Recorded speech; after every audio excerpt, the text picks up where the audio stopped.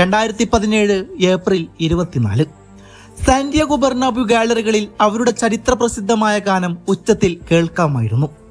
ബെർണാബ്യു ഗാലറികളുടെ ആരവങ്ങൾക്കിടയിലേക്ക് കാറ്റാലന്മാർ boot കെട്ടിയിറങ്ങുമ്പോൾ champions ലീഗിൽ യുവന്റസിന്റെ കയ്യിൽ നിന്നേറ്റ ഞെട്ടിക്കുന്ന തോൽവികളുടെ മുറിവ് ഉണങ്ങിത്തുടങ്ങുന്നതേ ഉണ്ടായിരുന്നുള്ളൂ. എൽ ക്ലാസിക്കോയിൽ കൂടി ഒരു തോൽവി ബാർസക്കിനി താങ്ങാവുന്നതിലും അപ്പുറമാണ്.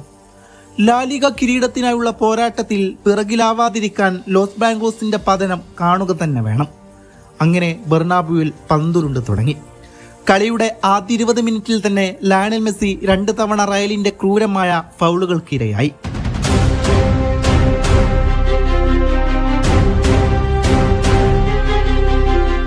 മത്സരത്തിന്റെ 21-ാം മിനിറ്റിൽ മാർസലോയുടെ കൈമുട്ടുകൊണ്ട് ലിയോയുടെ വായിൽ നിന്ന് ചോര പൊടിഞ്ഞു.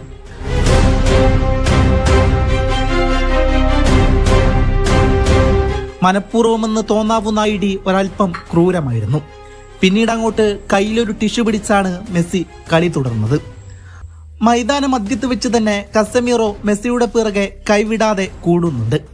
ഒടുവിലതാ മത്സരത്തിന്റെ ആദ്യ വെടി ബെർണാബ്യുവിൽ പിറക്കുന്നു. Ramos hits the post, scrambled over the line, it's an unlikely hero, Casemiro!